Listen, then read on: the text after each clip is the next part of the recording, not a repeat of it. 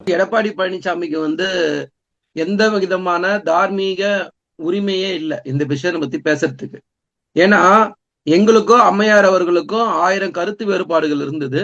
அந்த கருத்து வேறுபாடுகள் இருந்தாலும் அம்மையார் அவர்கள் உயிரோடு இருக்கிற வரைக்கும் உணவு பாதுகாப்பு மசோதா, உதயமின் திட்டம், நீட் விலக்கு அந்த காலகட்டங்கள்ல எடப்பாடி பழனிசாமி ஆட்சிக்கு வந்ததுக்கு அப்புறம் தான் மோடியோட சாஷ்டாங்கமா படுத்திருந்து அந்த மோடி சொன்னது எல்லாத்துக்கும் தலையாட்டி இந்த 3 சட்டங்களை கொண்டு வந்தது எடப்பாடி பழனிசாமி.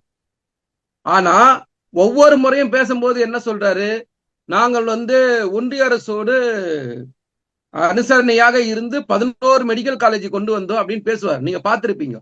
11 மெடிக்கல் காலேஜ் கொண்டு வர எடப்பாடி பழனிசாமியால ஏன் நீட் விலக்கு மசோதாவை நீட் விலக்கு அன்னைக்கு பெற முடியல அப்படின்னு ஒரு கேள்வி கேட்குது. முதல் ஒரு விஷயம் இருக்கு.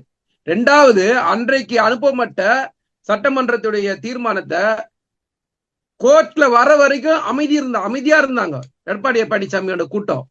ஆனா இன்னைக்கு ஒரு சட்டமன்றம் ஒரு தீர்மானத்தை நிறைவேற்றி கொண்டு வரும்போது அந்த சட்டத்துக்கு அனுமதி தராம ஆர்.என். ரவி கிடப்புல வச்சிருந்தாரு.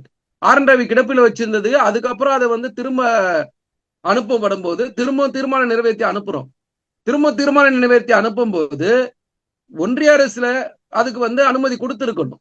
ஆனா கொடுக்காம குடியரசுத் தலைவர்கள் திரும்ப அனுப்புறாரு. அப்ப குடியரசுத் தலைவர் திரும்ப அனுப்புறதுல எந்த விதமான ஒரு ஒரு நியாயமே இல்லைல்ல. நீங்க ஒரு சட்டமன்றத்துக்குன்னு ஒரு மரியாதை இருக்கா இல்லையா?